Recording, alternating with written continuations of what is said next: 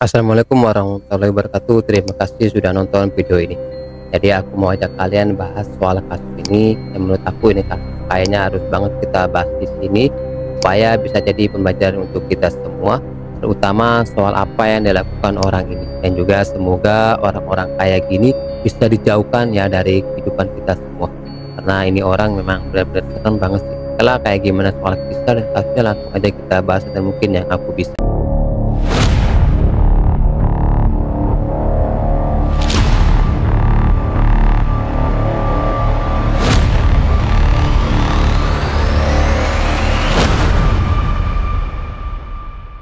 Jadi orang ini bernama Mega yang lahir dan besar di kota Ponorogo yang ada di Jawa Timur. Nah, saat itu dia tinggal di rumahnya yang ini dengan kedua orang tuanya dan juga satu adiknya, yang mana saat itu bapaknya menjabat sebagai kades di sana.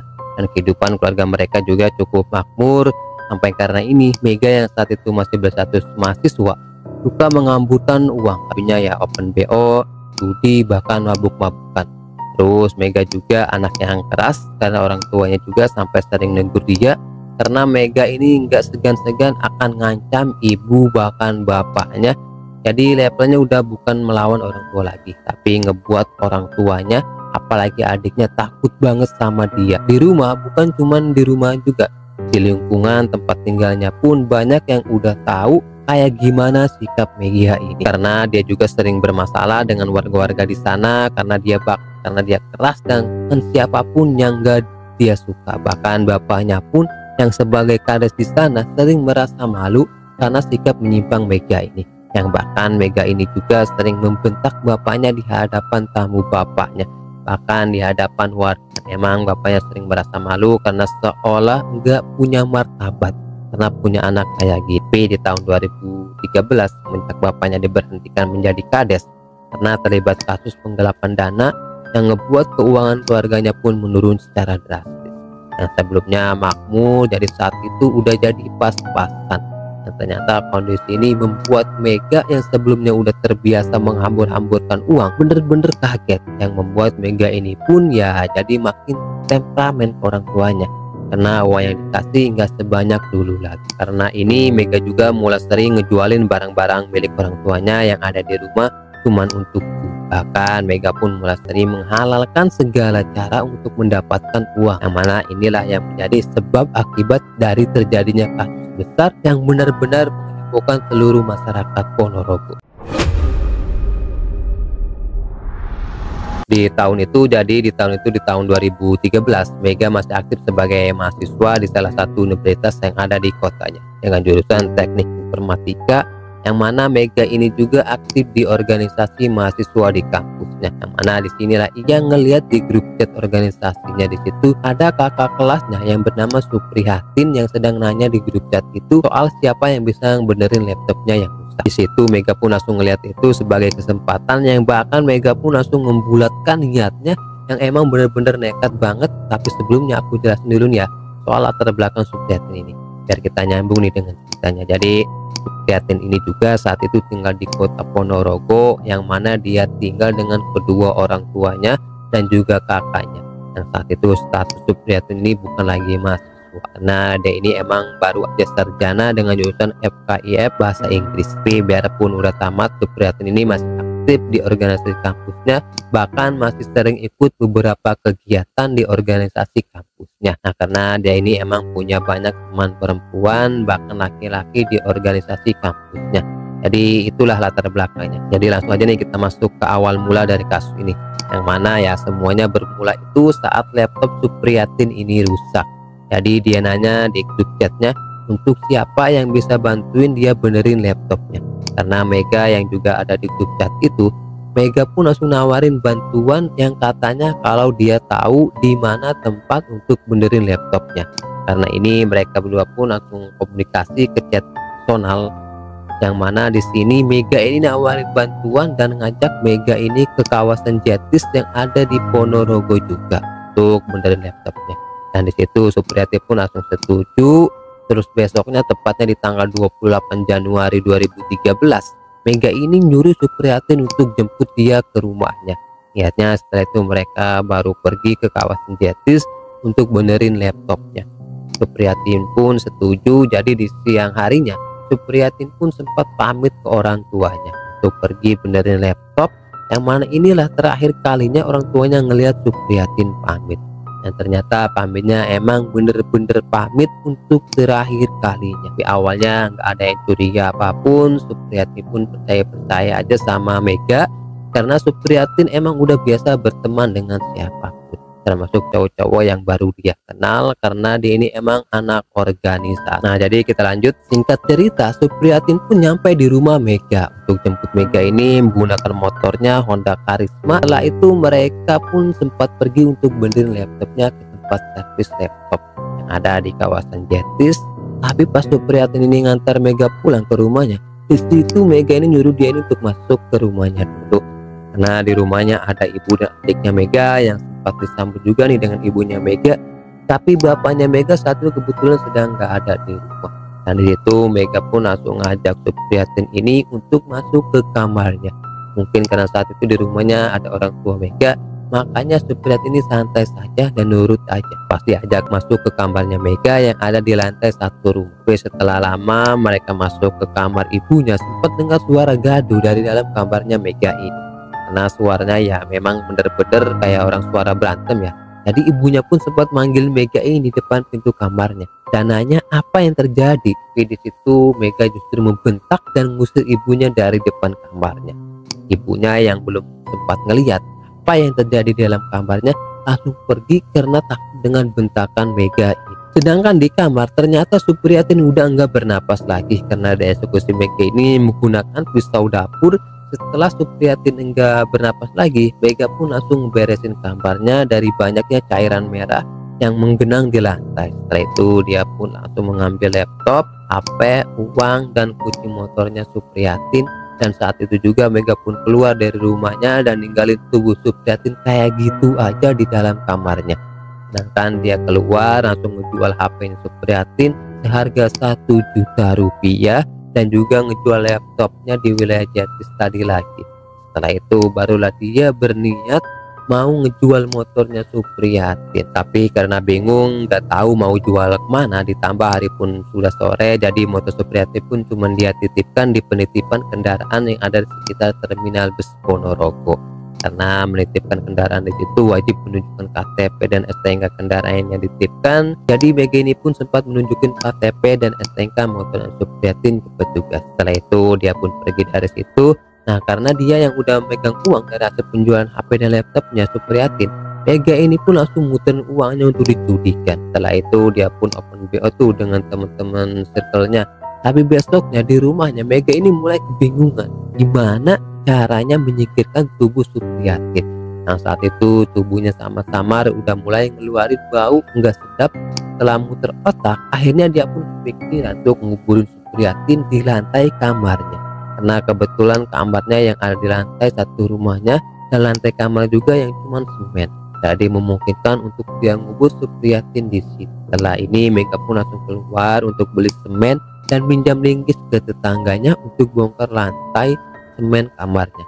Tapi saat itu tangganya pun gak curiga sama sekali tuh dan langsung menjamin linggisnya ke Mega ini. Setelah berhasil menggali kuburnya tanpa diketahui keluarganya, dia pun langsung siapin coran semennya di halaman depan rumahnya. Emang adiknya itu sempat merasa aneh tuh pas ngelihat Mega ini siapin coran di situ. Tapi karena adiknya takut sama Mega ini, jadi adiknya nggak berani nanya. Biarpun sebenarnya adiknya udah merasa aneh karena nggak biasanya Mega ini siapin coran kayak gitu. Setelah ini yang benar-benar tanpa diketahui keluarganya, akhirnya Supriyatin pun berhasil dia makamkan di lantai kamarnya. Termasuk ibunya yang sebelumnya sempat nyambut kedatangan Supriyatin juga nggak tahu soal apa yang udah terjadi di rumahnya saat itu. Karena saat itu ibunya ngira kalau Supriyatin nggak kelihatan lagi, mungkin ya udah pulang yang nggak sempat pamit. Nah, jadi tanpa mereka sadarin kalau mereka selama beberapa hari itu udah tinggal dengan tubuhnya Supriyatin yang udah dikuburkan di rumah mereka ini. Sedangkan di sisi lain orang tua dan kakaknya Supriyatin di rumah itu udah mulai resah karena saat itu sampai tengah malam Supriyatin nggak pulang-pulang, yang bahkan nggak ada kabar. Karena biasanya Supriyatin ini selalu ngabarin ibunya Kalau misal dia telat pulang atau mungkin nggak bisa pulang karena ada kegiatan ya, tapi saat itu yang ngebuat seluruh keluarganya resah, nomornya pun tumben-tumbennya nggak aktif. Karena sampai besok masih belum ada kabar dari Supriyatin. Orang tuanya pun mulai cari ke sana kemari sampai kakaknya pun bantuin nyariin dan nanya ke semua teman-temannya Supriyatin. Tapi nggak ada yang tahu di mana Supriyatin ini. Sampai karena ini keluarganya pun sampai ngelapor soal hilangnya Supriyatin ke polisi. Dan kabar soal hilangnya Supriyatin pun sempat menghebohkan semua teman-temannya di sana. Tiba-tiba ya ada pengakuan dari beberapa temannya Supriyatin ini yang tahu kabar terakhirnya. Yang mana mereka tahu kabar terakhirnya Supriyatin kalau dia sedang sibuk ngurusin laptopnya yang rusak dengan lelaki yang bernama Mega di sebuah grup chat organisasi. Tapi saat itu teman-temannya nggak ada yang kenal dekat sama Mega, nggak ada yang tahu juga di mana rumahnya. Nah, tapi saat itu juga ya kakaknya Supriyatin ini berinisiatif coba melacak dan nyari motornya Supriyatin ke seluruh wilayah yang ada di kota Ponorogo. Yang akhirnya setelah pencarian panjang, motornya pun berhasil ditemukan kakaknya nih yang sedang dititipkan di kawasan terminal bus yang ada di sana. Yang ternyata menurut pengakuan petugasnya, kalau motor itu sempat dititipkan seorang laki-laki. Karena ini ya kakaknya pun itu memantau motor itu di penitipan, menunggu sampai si penitip motor itu datang lagi untuk ngambil motor itu lagi. Setelah ya beberapa hari memantau, akhirnya kakaknya pun ngelihat ada seorang laki-laki, ya si Mega ini, yang ngambil dan ngebawa motornya Supriyatin. Diam-diam kakaknya pun ngebuntutin kemana lelaki itu pergi. Yang ternyata di situ Mega ini pulang ke rumahnya tanpa dia sadarin kalau dia udah dibuntutin kakaknya Supriyatin. Tapi kakaknya Supriyatin itu nggak mau gegabah, jadi dia memastikan dulu tuh, karena secara diam-diam dia pun masih terus memantau rumahnya Mega dan nunggu Mega ini keluar dari rumahnya lagi. Sedangkan saat Mega balik ke rumahnya yang ngebawa pulang motornya Supriyatin, di situ ada bapaknya. Karena bapaknya yang ngelihat dia ngebawa motor orang, bapaknya cuma nanya, itu motor siapa dan dari mana dia ngebawa motor itu. Di situ Mega ini cuma diam aja nyuekin pertanyaan bapaknya, yang mana dia pun langsung masuk ke rumah. Karena merasa diremehkan, bapaknya pun jadi marah. Yang akhirnya mereka pun di situ bertengkar hebat. Disinilah Mega ini dengan lantangnya ngancam akan ngebunuh bapaknya untuk ngejual rumah itu. Dengar ancaman Mega yang sebelumnya bapaknya cuma diam aja pas Mega ini marah-marah, tapi kali ini bapaknya nggak bisa diam lagi karena ancaman Mega ini yang makin lama makin mengerikan. Karena ini bapaknya pun naik pitam dan langsung mukulin Mega. Mega pun kaget, nggak nyangka bapaknya berani mukulin dia. Dari sini Mega pun langsung takutan dan lari keluar rumah dan berteduh di pos kamling yang gak jauh dari rumah. Sedangkan di rumah bapaknya yang mulai kepikiran dan takut dengan ancaman Mega, langsung berniat ngabisin Mega ini. Sebelum mereka sekeluarga dihabisin Mega ini untuk menjual rumah itu. Karena inilah bapaknya yang kesal dan takut dengan ancaman Mega ini, langsung keluar dan nemuin Udin yang juga warga di situ, yang mana di situ bapaknya Mega ini ngajak Udin untuk menghajar seseorang. Yang awalnya bapaknya ini enggak sebutin tuh targetnya siapa. Setelah Udin yang udah siap bantu, di situ bapaknya Mega pun nyuruh untuk nunggu sampai tengah malam nanti. Yang katanya nanti tengah malam bapaknya Mega ini akan ngabarin lagi. Terus di tengah malamnya saat semuanya udah tidur, termasuk Mega yang udah tertidur pulas di kamarnya, bapaknya pun langsung manggilin Udin untuk datang ke rumahnya. Nah, jadi si Udin pun langsung datang dengan mengendap-endap supaya nggak ada yang kebangun. Disinilah bapaknya Mega pun baru jelasin ke Udin kalau targetnya ya Mega anaknya sendiri untuk dihabisin malam itu juga. Awalnya si Udin pun kaget karena dia nggak nyangka targetnya ternyata Mega alias anaknya sendiri. Bahkan Udin sempat nolak tuh karena dia takut dijebak sama keluarganya Mega ini. Karena bapaknya Mega yang meyakinkan Udin ini, ya akhirnya ya Udin pun terpaksa setuju karena emang udah terlanjur juga dia ada di situ. Jadinya saat itu juga mereka pun langsung beraksi di situ. Mereka pun langsung masuk ke kamarnya Mega. Mereka pun langsung ngebekap mulutnya Mega dan ngikat kaki dan tangannya Mega, yang emang ya di situ Mega pun langsung kebangun, berusaha meronta-ronta, tapi ya nggak putik. mereka pun langsung menggotong Mega ke ruang tamu. Yang mana disinilah bapaknya Mega pun langsung nusuk dada bagian kanannya sebanyak 4 kali. Yang sebelumnya Mega ini berusaha meronta-ronta, seketika langsung diam dan mengembuskan napas terakhirnya di situ sampai ruang tamunya pun dipenuhi genangan merah. Setelah itu tubuh Mega pun mereka gotong untuk dibuang ke sungai yang jauh dari rumahnya. Setelah semuanya beres, yang saat itu udah menjelang subuh, mereka pun langsung buru-buru bubar untuk pulang ke rumah masing-masing. Setelah bapaknya pulang, yang di rumahnya di situ di ruang tamunya genangan merahnya pun itu masih belum dibersihkan. Nah, karena udah hampir subuh, takut ibunya Mega kebangun, jadi bapaknya pun itu nggak sempat ngeberesin genangan merah itu. Jadi akhirnya genangan merah itu pun dibiarkan kayak gitu aja, karena dia udah menyiapkan beberapa alibi soal genangan merah. Di sisi lain, kakaknya Supriyatin ternyata masih terus memantau dan nunggu Mega keluar dari rumahnya. Tapi di situ Mega udah nggak pernah kelihatan lagi keluar dari rumahnya. Setelah coba ditunggu, tetap aja tuh Mega nggak pernah kelihatan lagi keluar. Yang akhirnya di sinilah kakaknya Supriyatin pun udah yakin banget kalau laki yang membawa motor adiknya itu ada hubungannya dengan hilangnya Supriyatin. Yang akhirnya ya kakaknya pun itu langsung ngelapor soal kecurigaannya ini ke polisi. Sedangkan di sisi lain, paginya setelah Mega dieksekusi, bapaknya Mega pun pura-pura panik melihat ada genangan merah di ruangan tamu rumahnya. Dengan histeris bapaknya pun itu langsung ngasih tahu ke istrinya, bahkan sampai ke tangganya juga. Tapi di situ juga Mega pun dianggap tiba-tiba hilang. Nah, karena ini ya bapaknya Mega pun sampai ngelapor ke polisi soal adanya genangan merah itu dan juga soal hilangnya Mega ini. Yang akhirnya saat itu rumah Mega pun ditatangin banyak polisi yang sedang menyelidiki 2 kasus yang berbeda. Yang pertama, polisi yang datang itu karena laporan kakak Supriyatin yang sedang menyelidiki soal hilangnya Supriyatin di situ. Yang kedua, polisi datang karena laporan bapaknya Mega yang adanya genangan merah di ruangan tamu rumahnya. Dan juga soal hilangnya Mega ini yang emang saat itu ya ngebuat banyak pihak kebingungan karena rumahnya Mega ini diselidiki atas 2 laporan kasus sekaligus. Tapi di situ polisi pun udah menduga kemungkinan besar kedua kasus ini berkaitan karena terjadi di waktu yang bersamaan dan juga di tempat yang sama. Yang akhirnya ya polisi mulai menyelidiki kasus yang rumit ini secara berhati-hati. Terus sorenya yang masih di hari yang sama, warga di sana juga dihebohkan dengan temuan tubuh lelaki yang hanyut di sungai Keyang yang ada di Karanggebang. Nah, singkat cerita ya, ternyata tubuh lelaki yang hanyut itu ya itu tubuhnya Mega.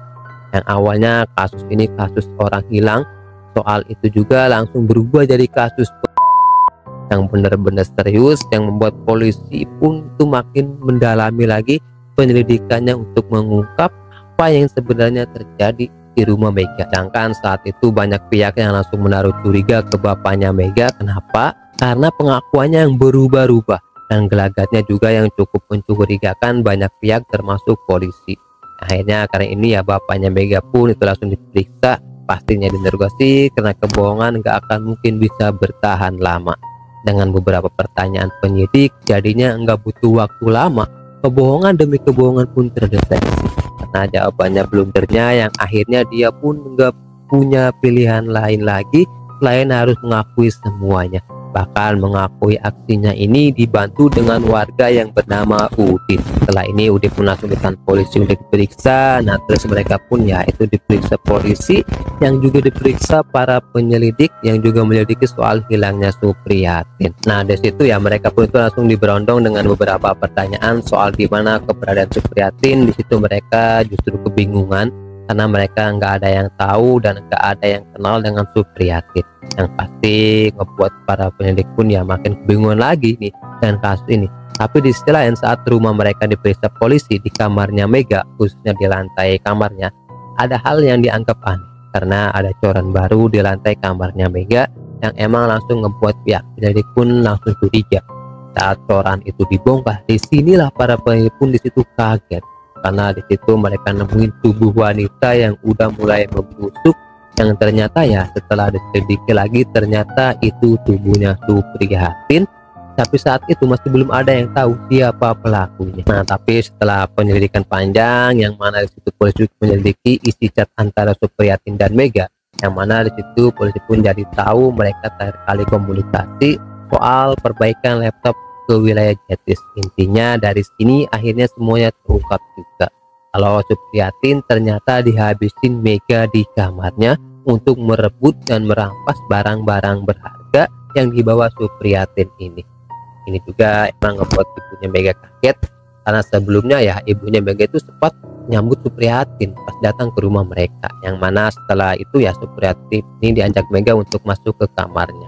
Setelah itu ibunya Mega pun nggak ngeliat lagi Supriyatin keluar dari kamarnya Mega, yang awalnya ibunya ngira ya mungkin Supriyatin ini udah pulang, yang mungkin nggak sempat pamit. Ternyata di sini mereka baru sadar, baru tahu ternyata selama beberapa hari itu di rumah mereka ada tubuh Supriyatin yang udah dicor di kamarnya Mega. Tapi soal Mega yang dihabisin bapaknya itu sama sekali nggak ada hubungannya dengan Supriyatin.